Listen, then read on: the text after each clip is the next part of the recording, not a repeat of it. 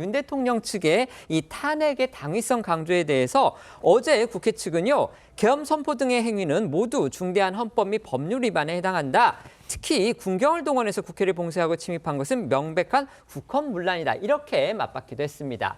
또 이에 대항해서 윤 대통령 측 어제 재판에서요, 비상계엄 필요성을 강조하면서 이른바 부정선거 의혹을 설명하는데 상당 시간을 할애했습니다. 윤 대통령이 부정선거에 대한 제보를 워낙 많이 받았다면서 중앙선관위가 이 의혹 검증에 협조하지 않았기 때문에 계엄군을 강제로 투입할 수밖에 없었다. 이런 주장을 편 겁니다. 네, 윤 대통령 측은요, 어제 재판에서 1시간 10여 분간 윤 대통령이 비상계엄을 선포할 수밖에 없었던 이유로 부정선거와 국가 비상상황이 있었음을 설명을 하면서요, 선관위의 투표지 관리 부실, 해킹 및 선거 결과 조작 가능성 등 이 여러 의혹을 나열을 했다고 합니다.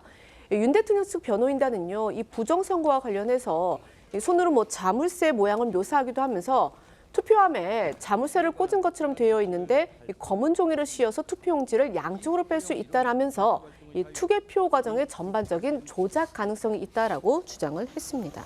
윤 대통령 측은 특히 어제요, 이 부정선거 의혹과 관련해서 중국의 개입 가능성을 아주 강하게 제기했습니다. 윤 대통령 측이 부정선거 의혹을 입증하겠다면서 중앙선관위를 상대로 이 사실조회라는 이런 부분을 신청을 했는데 헌재가 또 이를 받아들였습니다.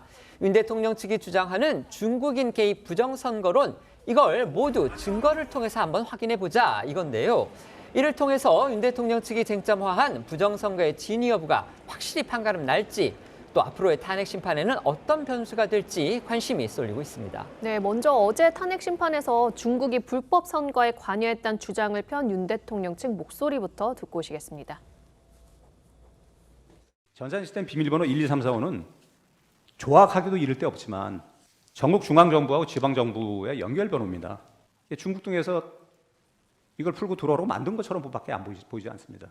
불법 선거가 사실은 중국과 크게 관련이 있다고 생각합니다. 그 한국전자 투개표비를 수입한 중국의 그 육해상 1대1로 대상 국가들이 중국의 도움을 받고서 수출을 한 것이죠. 재판부는 윤 대통령 측이 신청한 중앙선관위에 대한 사실조회를 채택했는데요. 이 사실조회란 공공기관에 보관 중인 문서의 등본, 사본을 달라고 요청하는 것을 말합니다. 윤 대통령 측이 선관위에 요청한 자료에는 코로나19 시기에 시행된 2020년 총선을 전후로 해 중앙선관위 선거연수원에 체류했던 중국 국적 사무원 명단 등이 포함된 것으로 알려졌는데요.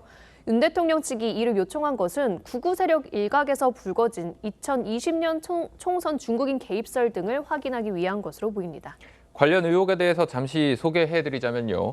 일부 극우 성향 언론과 유튜버들은 2020년 3월 당시 중국인들이 입국해 수원에 있는 선관위 연수원에 머물면서 같은 해 4월에 열린 21대 총선에 개입했다고 주장하고 있는데요. 이는 코로나19가 확산하던 2020년 3월 수원시가 선관위 연수원을 무증상 해외 입국자의 임시생활시설로 활용한 사실에서 비롯된 것으로 일각에서는 추정하고 있는데, 하지만 당시 대상자는 유럽이나 미국에서 입국한 수원 시민에 한해서였고 중국인은 대상자가 아니었기 때문에 가짜 뉴스일 가능성이 크다는 주장도 있습니다. 또 여기서 더 나아가서요, 계엄 당시에 중앙선관위 연수원에서 숙박 중이던 중국인 해커 90여 명이 계엄군에 의해서 체포됐고 또 주1 미군 기지로 압송됐다, 이런 보도가 아주 강경 우파 성향의 온라인 매체에서 나오면서 일부 유튜브 채널이 이를 또 확대 재생산하는 그런 일도 있었습니다. 이런 의혹에 대해서는 선관위가 즉각 반박하기도 했습니다. 네, 선관위가 이제 어제 입장문을 냈는데요. 이 해당 의혹은 일단 전혀 사실이 아니라고 반박했습니다. 계엄 당시 선관위 연수원에는 이 선관위 공무원에서 이 공무원과 외부 강사 등 총 96명이 이 숙박을 하고 있었고, 계엄군은 선관위 연수원 청사 내로 진입하지도 않았다, 이렇게 해명을 했습니다. 또 선관위는 어제 헌재에서 채택한 이 사실조회 내용을 정확히 파악한 뒤에 답변 내용 발표 여부를 결정하겠다, 이런 방침입니다. 윤 대통령 측이요, 부정선거 의혹, 특히 이 중국 개입설을 아주 강하게 주장을 하면서 선관위를 상대로 사실 조회까지 신청을 했고요.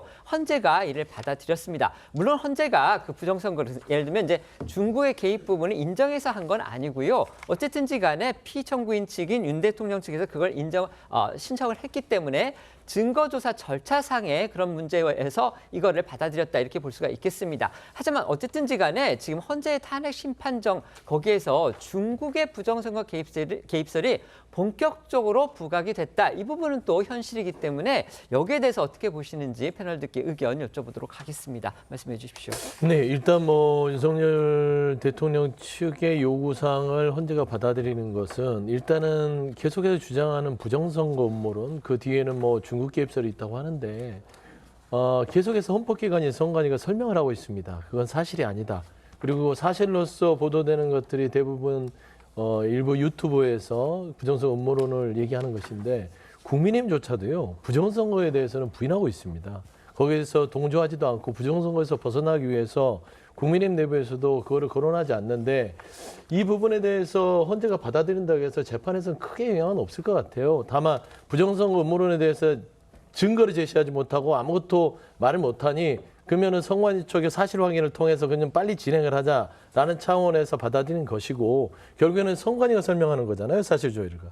선관위가 무슨 어떤 협회나 단체가 아니라 헌법기관입니다. 자료를 달라고 하는 그렇죠. 그런 겁니다. 그래서 네네. 선관위는 지금껏 했던 자료를 그대로 네. 헌재 제출할 거기 때문에 재판에는 그렇게 큰 영향을 미칠 사안은 아닌 것 같다. 그렇게 좀 말씀드리고 싶습니다. 네. 일단 뭐 사실 조회니까 그 사실 한번 확인을 하자는 차원이긴 한데 이게 물꼬가 터질 가능성도 저는 있다고 봅니다. 네네. 왜 그러냐면 네. 지금 윤석열 대통령에 대해서 윤석열 대통령이 비상계엄령을 선포한 이유가 전시사변에 준하는 국가 비상사태가 있었다고 본인이 판단을 하는 거잖아요. 네. 그 판단의 근거는 지금 윤석열 대통령이 이야기하는 건 두 가지입니다.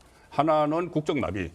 국정마비가 있었다. 또 하나는 부정선거 이야기거든요. 그럼 그 큰 두 가지 중에서 이 부정선거 부분도 다뤄보긴 다뤄봐야 돼요. 네. 왜 그러냐면 현재 심리에서 뭐 파면을 하든 인용 기각을 하든 이 부분은 그 큰 두 가지 이유 중에 하나니까 윤석열 대통령이 내세우는 이유 중에 하나니까 네. 그걸 다뤄봐야 되고 여기 헌재뿐이 아니고 또 국정조사도 이루어지지 않습니까? 국회에서. 국회 국정조사도 왜 비상계엄을 선포를 했는지를 먼저 따져야 돼요.